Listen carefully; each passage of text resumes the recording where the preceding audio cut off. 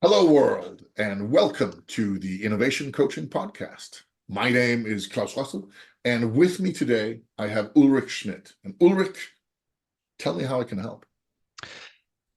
Well, I'm turning 50 this fall, and I can't fix that. no, I know, it's not that, but I'm in a kind of a standstill in my life. I've never been married, never been in a longer relationship than 2.5 years. Live alone with my son in a one bedroom apartment. Um, Work with disabled kids. Well, kids with difficulties. They don't have disabilities, but difficulties, ADHD, anxiety, autism, and stuff. And I'm kind of in a standstill. And is this the way I want to have my life progressing for the rest of my living time? Mhm. Um, so I'm kind of challenged in where I want to go and how I should proceed and how I should look at myself in this position where I am. Do I accept where I am, or do I try to change things? And how do I change it? And how do I percept where I am?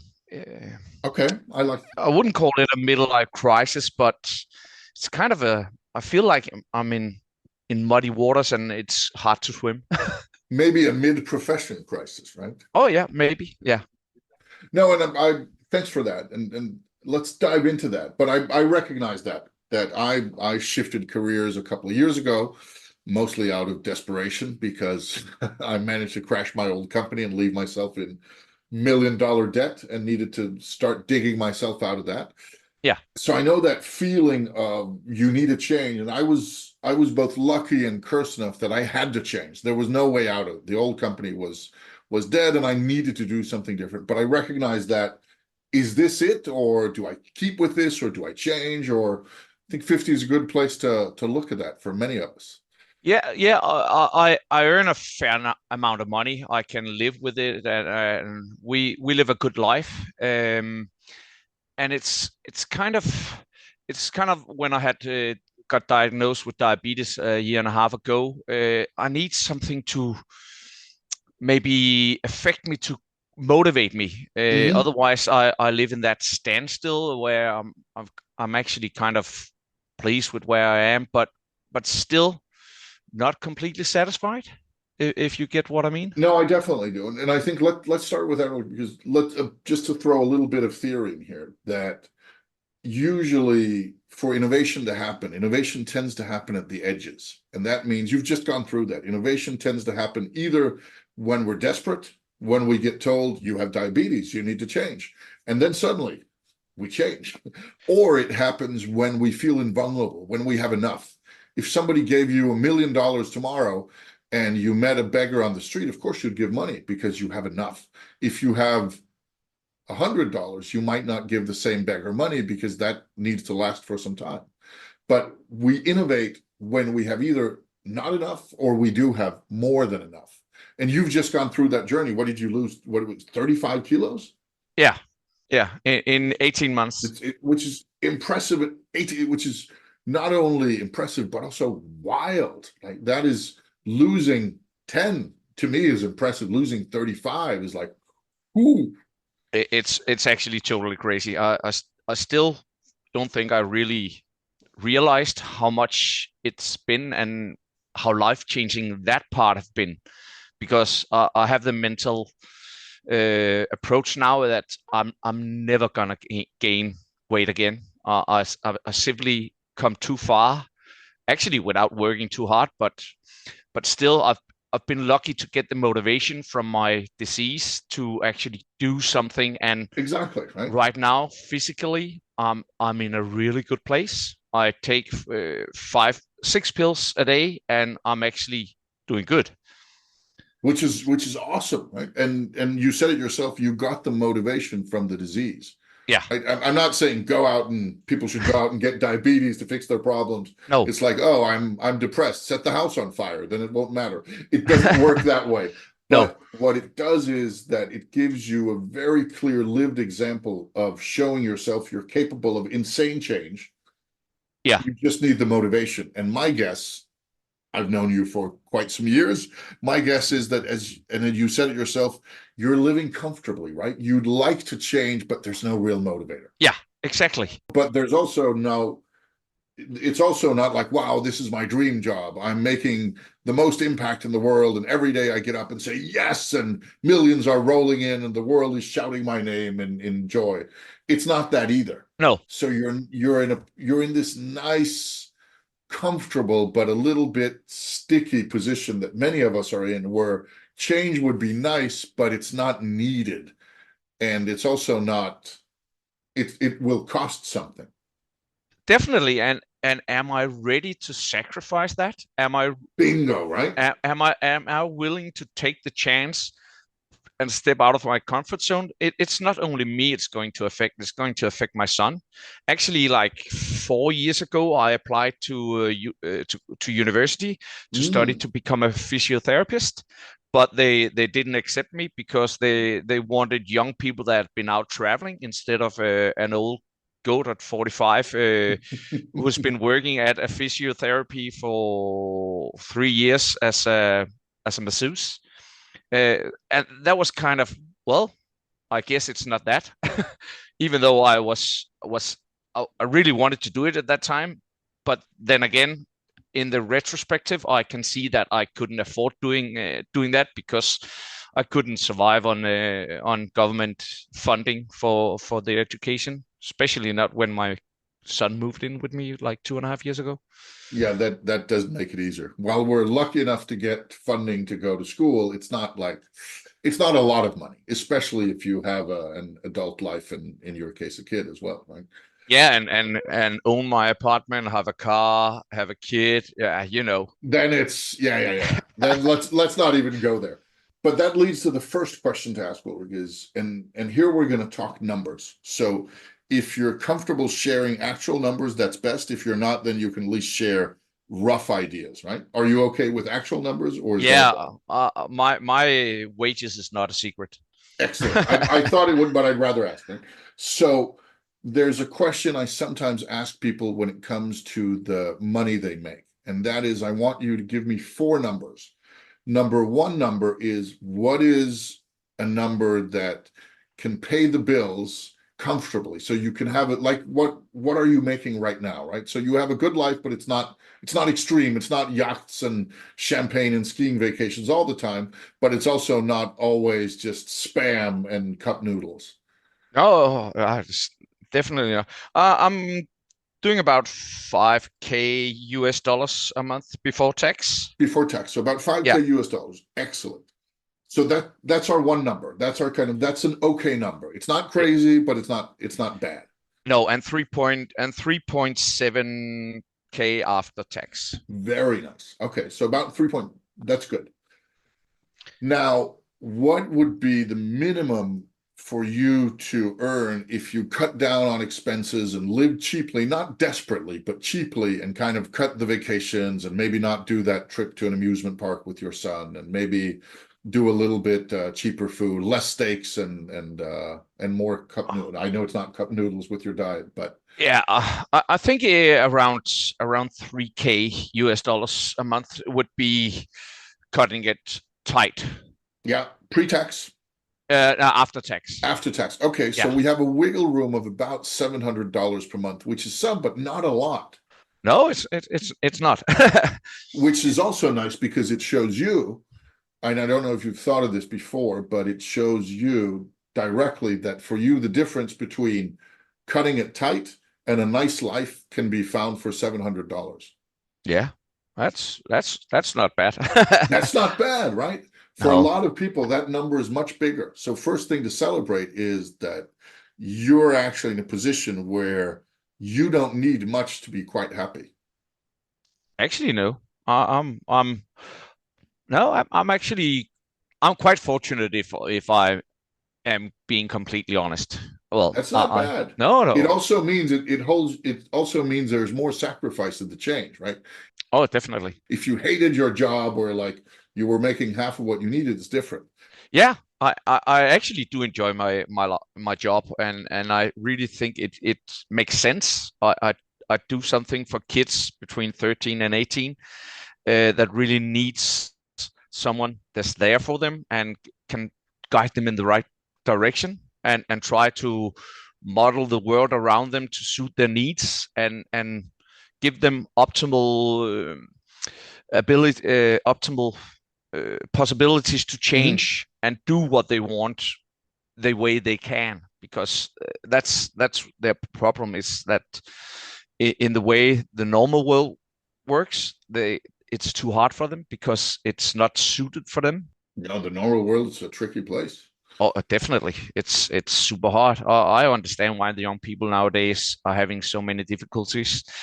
It's just the world is too complex. It Hmm. was much more simple when we were kids. True. So you came home from school, you went out and you played until your mom yelled out the door, "Come home for dinner!" And then you came in, ate your food, went out to play, and then you came back when the lights turned on, and then you went to bed. It was really simple. Yes, yes. But yeah, that doesn't cut it. No, I understand that, but that also means that there's a pretty decent amount of purpose in what you do, right? It's not that you go somewhere and then you're like, I don't know what different. It makes a difference. It might not save the whole world, but it does save a part of it. Yeah, and what I do might not make a change now, but they give the kids the tools to use that change in like 5 years. We don't see the result of our works now. We see it 5 years from now. Maybe I Oh, should that's just, interesting. yeah.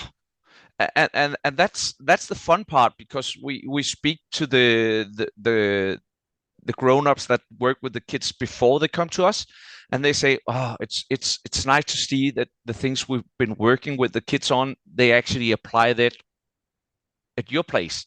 And I say, well, yeah, that's the how it works in this kind of work, is that you give the kids tools and ways to do things, and you don't see the result now, but hopefully in the future they can apply those tools to live a good life. Maybe there's something there, right? Yeah, maybe that's the way I should look at it myself, and actually just kind of accept that I'm in a good place, and just, yeah, That's one possibility, right? So yeah, that's it's turning out to not sound that bad. And I hear what you say about that. That I once had many years ago a conversation with an ex-girlfriend, and we were together when we were like in our early 20s and late teens for a couple of years, and we talked many years later because we're good friends, and we both agreed that we'd help make each other into better partners for the next person. yeah, yeah, definitely. You learn something from everything you do in life, and you can apply that later. Yes. And the person teaching you or helping you doesn't necessarily see that, but it's still there.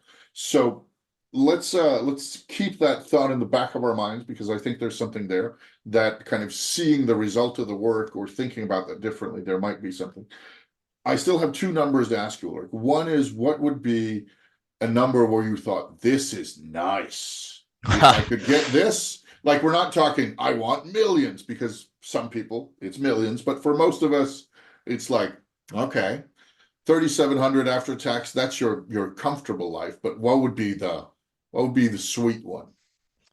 Not crazy, but just No, the sweet one, that I know I don't have huge expectations, but like, well, $500 a month would go a long way the way mm, I live. sure, That would make it so I'm not like kind of feel the bonds, but still not, I'm not gonna overextend my budget and stuff. sure. Yeah, But that's interesting. And the reason I ask this is that I found it so different from person to person what their relation with these numbers. Some have very low fixed costs, and they need quite a lot to be comfortable, and then they don't need much more of that to feel rich. Others have very high costs, but their idea of the jump from comfortable to nice is huge, right? They'll say, okay, yeah, I have $5,000 a month, it's good, but I would really like to have 12. I was like, okay, that's a lot of change, that, but that's also okay. yeah. But that gives us something to aim for here, because that means if we can find a way to give you $500 extra after tax per month, that's going to be something that's going to be noticeable. That's going to make a difference. It definitely is. It is. Well, that sets our goal. We'll keep that for a moment. The last number I want to get out of you is what can you afford to spend if the right opportunity came along? Hmm. What if somebody came and said, Ulrich, if you go to this conference or you take this training or you do this thing or you invest in this, then something good will come out of that. For some people, there's no money lying around. For others, like, oh, I could easily drop 100,000 if the right opportunity was there, but it had to be right. Yeah. Like, what is, if you had to squeeze, but you believed in it, what's available in the war chest? Mm. Well, I actually just used my war chest on car repairs yesterday. Uh, So less than yesterday. less than yesterday, but I could probably squeeze out. I got a savings. I have about oh, I have about, let's see, I have almost $5,000 on the war chest. Not bad. No, it's okay. It's actually saved up for my son's boarding school in a year and a half from now. Got it. Okay, so it's savings that could be used, but they're earmarked. They're not just free savings, they're kind of targeted savings. Exactly. But they could be used. Okay. But they could be if it made sense. Okay. Yeah, and if the hit the fan, Yeah. then I could use it. Very nice to know. Okay, so that gives us a little bit of a range, but that makes our challenge a little bit different, but I think a lot more doable. Because one, if we say you actually like your job, it provides most, then we're not looking at necessarily a major change, but looking at a side gig. Yeah. Because a side gig, getting a side gig to earn you $500 a month, that's very realistic. Yeah, that would be easy actually. Just well, I have to work. Yeah, yeah, exactly. Then it's just about finding work that's interesting and fun and pays, not just you go out and fix people's toilets, which is meaningful, but probably not that much fun for you. So if we can find something that is interesting for you, pays that extra 500, the world needs, and that you also are good at doing, Yeah. then we're good. Are you familiar with the term of ikigai? No, I've never heard it before. So ikigai is part of a bigger Japanese philosophy or bigger Japanese concept, but the core part of it, which is very much popularized in kind of personal development these days, is these four things I just mentioned. Is if you imagine drawing four circles, and in the middle is something that you're good at doing, the world needs it, it makes money, and you like doing it. Yeah. That if you can find something within those four circles, that is ikigai. Yeah. And it's a very nice, pretty hands-on way of looking for what could you do, because we now have, if we can tick those four boxes, and we know the target is something that could make $500. It might make more, but that's kind of where we're looking here. It's not like it needs to make $1 million or we don't care. Mm. That means the next thing, and it shouldn't be a full-time thing because you have a pretty nice job and you like it and it gives you comfort, and that means you don't have to sacrifice this. Yeah. Because then the question becomes, what is a side gig that could give you $500 and satisfy the four check boxes of ikigai? Hmm. And that's a very doable challenge. Definitely that. Who knows where that might lead, right? We might talk about in a Yeah. year, you might have done it and you might say, you know what, this has actually turned out to be a mistake, or this has been great, I want to do it full time, but it's a start. And it's something we can easily do without you having to sacrifice too much. You have to sacrifice some time, of course, and Yeah. take some risks, but you don't have to spend a bunch of money. You don't have to move. You don't have to say to your son, you know what, it's going to be noodles for the next 3 years. He probably wouldn't mind that. Maybe for 3 years, but But right? Because it's not born out of desperation, it's born out of choice. yeah. And that's going to make it harder to find the motivation. You don't get the motivation like you did with the diabetes. You're not automatically motivated, but it's also going to make it less painful Yeah, definitely. because you're building on top of something comfortable and trying something on the side. It's like somebody starts ballroom dancing on Thursdays. Yes, it's not going to change their life immediately, but at least it's not going to mean, oh my God, if I failed at the most basic dance moves, I my life is over. Well, it's not at that level.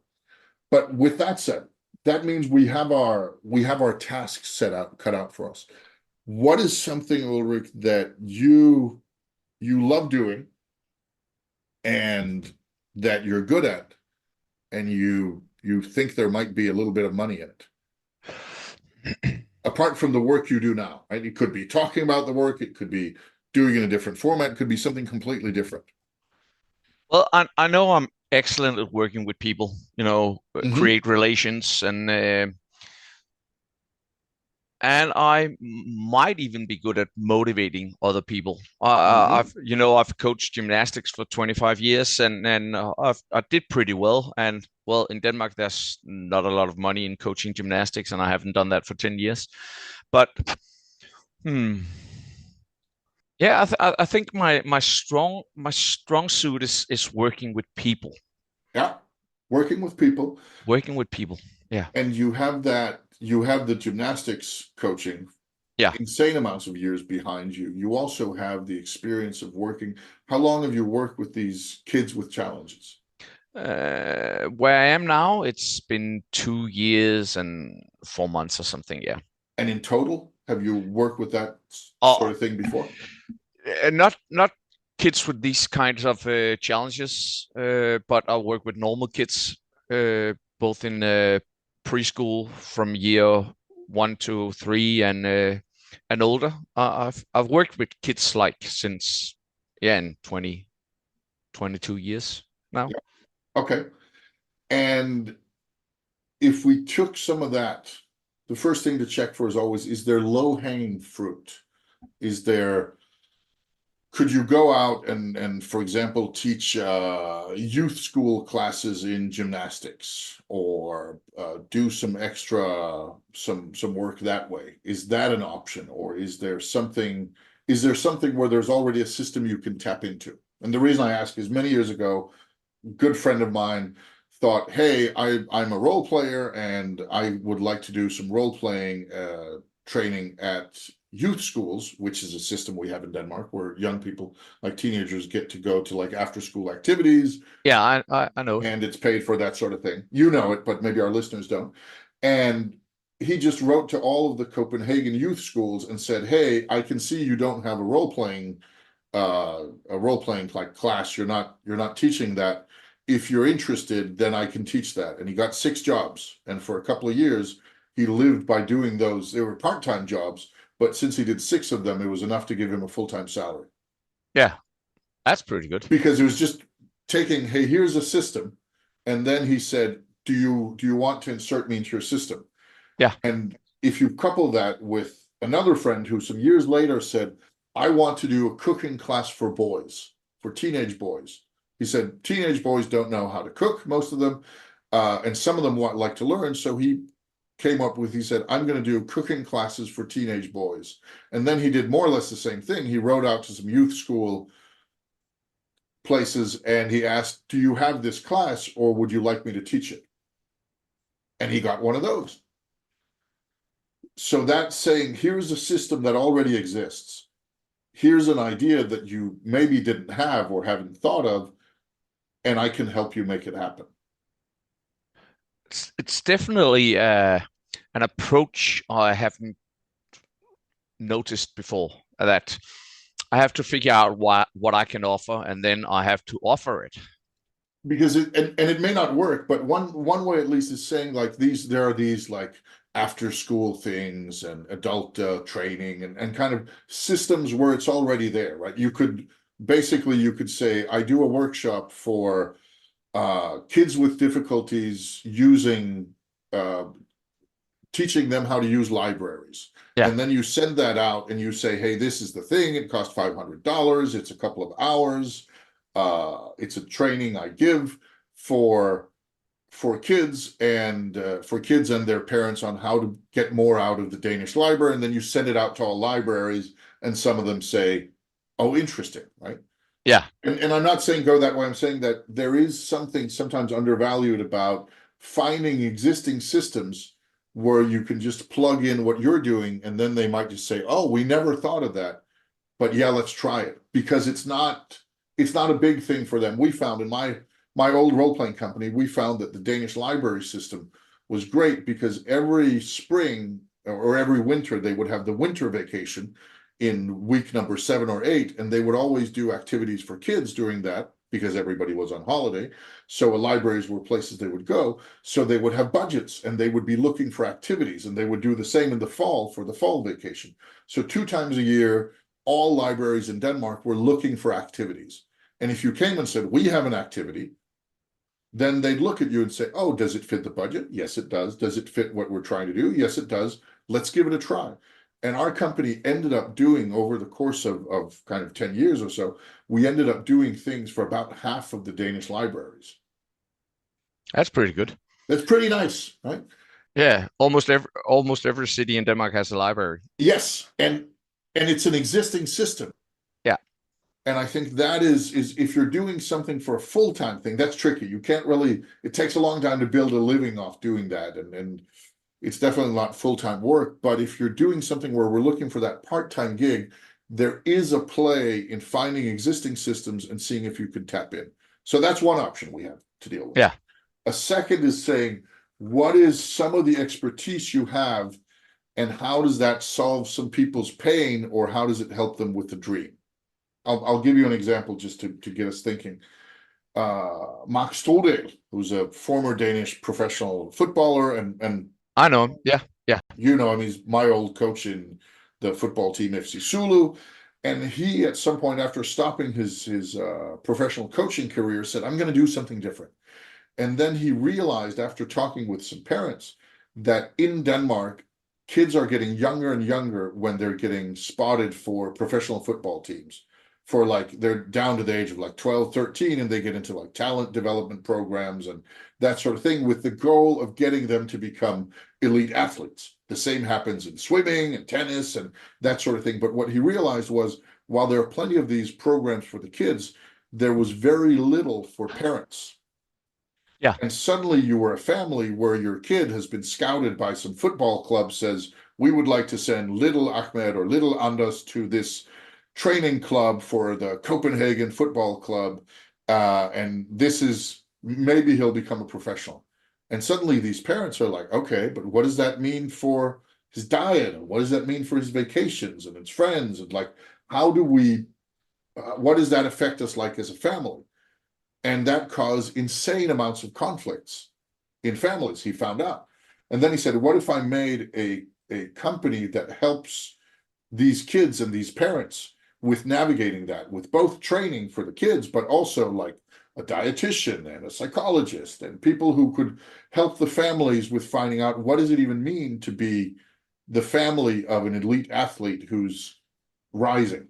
What does that mean for your day-to-day? What does it mean for your planning, for your meals, for your friendships, all that sort of thing, and give them advice on that?"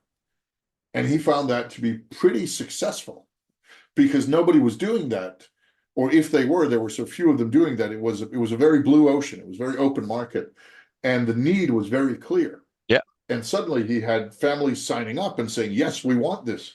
We want what you're doing," and is now doing that. So another is saying, what is something where what you know could help some people, and how can we kind of insert you?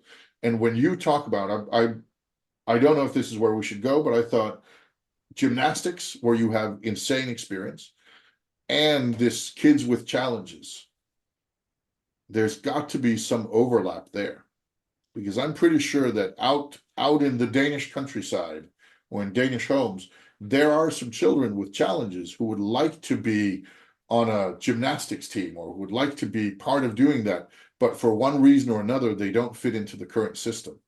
Is there a way to help them? Oh yeah. Yeah. Yeah. You kind of got me thinking already. That's the hope. Oh yeah. Yeah. That was that. You actually made me think that actually in my local where I live, I could kind of offer gymnastics classes for kid with challenges. in the afternoon before the normal coaches of the gymnastics club in the local gymnastics club have time, because I one day a week I'm already off work at 1, so I have a few hours every week I could use for something. Yeah.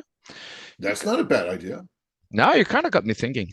Ah, very Yeah. nice. And if we for a moment put on the business hat Yeah. and say, okay, so now we see there's an idea, there's something there. It will benefit some people. It's something you're good at. I'm sure you'll like it and you'll do great. And it's easy to test out. And then let's talk business for a moment. Yeah. Because when it comes to parting with money, Yeah. there are a couple of things people use money on, and then there are many they do it only if they have to. And if you look at your life, I'm pretty sure, I could be wrong, but I'm pretty sure that if you look at it, the times where you spend money are usually either when you're doing something that's necessary, like you need a roof over your head and you need a car to get around, that sort of thing, or you're doing something that is to impress somebody, whether it's your parents or your friends or some woman in your life, that sort of thing, that's also a place where you spend, or when it comes to kids or loved ones in general, but most kids are loved ones. So that's when the purse strings usually open, that if you can find something where you hit that one of those places, there's usually a better willingness to spend. Where when it comes to spending on better lighting or nicer furniture or smarter shelves for your garage, most people will not spend a lot on that. Yes, there are outliers, but most people will think that's something that where we'll do it as cheap as necessary and it solves the problem. You don't see a lot of luxury light bulbs in most homes, but when it comes to making their kids happy, that's different, especially if those kids have challenges because it makes them sometimes harder to fit into the system, right? Definitely. Exactly. Kids are, sorry to say, a gold mine for businesses. Business wise, they are. If you can sell things to the kids, you get them the parents there as well. You can see the professional playgrounds in Denmark where you pay entrance, but you only pay entrance for the kids. Parents are free Yeah, because the parents have to go there because the kids go there, but then the parents spend money on coffee and food and the whole thing, right? Yeah, yeah, yeah. yeah. So you have to. It's not legal to make commercial to kids in Denmark, but if you can get that hand in that gold mine that's the kids, it would definitely make it easier to earn some money. Definitely. And also I think one thing that Denmark, we've had kind of wages have been rising in general, and Denmark is richer than it was 20 years ago. And part of that means there's more money for kids. And on the other hand, you have the world of children has, as you said, it's become more complex than when we were kids, which is slightly more than 20 years ago, I know. But it does mean that there are more parents today who find it tricky to be parents because the world is complex. And if we Yeah. can pay our way out of that, I mean, Saga, our daughter, goes to gymnastics, actually, like jumping gymnastics and Oh, swimming. I don't care about the price up until a certain level, right? At some point, it gets too much, but up until a certain level, I don't care if it's $150 for a year, or if it's 180, or if it's 250. That to me doesn't matter. What matters is, are we doing it or not? And yeah. if they came and said, hey, do you want a 10% discount? I couldn't care less. I know. Not because it's not money, but because that's not the thing that matters. What matters is she happy with it? And is it possible logistically? Like, is it too many buses to get there, and does she like it? And if those things are in order, then I'm willing to pay quite a bit of money for it. And if they're not, then it doesn't matter how cheap it is. So there's some price, there's some, as you say, there's some gold in that space. And especially, I think, if we're being honest here, with if you have a child that's challenged somehow, then any chance to see that child fulfill a dream or be happy or smile or be more healthy, whatever way, you're going to reach further into that bag of money you have. So I'm not saying pressure these people. That's definitely not where I'm going, but I'm saying that there is a willingness to spend with a smile if it can put a smile on your kid's face. Yeah, because I think ultimately the goal as a parent is to make sure that your kid is happy and gets to know the skills needed to have a good life when they get older. Yes, agree. And for that, you are actually willing to pay quite a lot of money. Quite a lot, right? Because it's investment in their future. And that's, Yeah. well, whether you send them to a boarding school or you send them to a gymnastics class, that's for them. Yeah. It's the same thing, right? I mean, we have it. You've saved up money for your son's boarding school. Oh yeah. You're in that audience, right? So there might be a thing there, like, and I think it would be quite easy to test, right? Yeah, definitely. It's definitely opened my field of way of thinking and the way I can see things to do and how to do it. Definitely. So luckily for us, it also fits our timing rather nicely that we could easily talk on and we'll happily chat on because it would be nice to catch up in anyway. But I think we are at a good point for a couple of reflections and then rounding off the episode. Yeah, yeah, sure. So with that, Ulrich, and I know you already said a little, but the reason I say it is to get you to kind of put it in words, making it somewhat easier to remember. What are three things that you take away from our talk here together?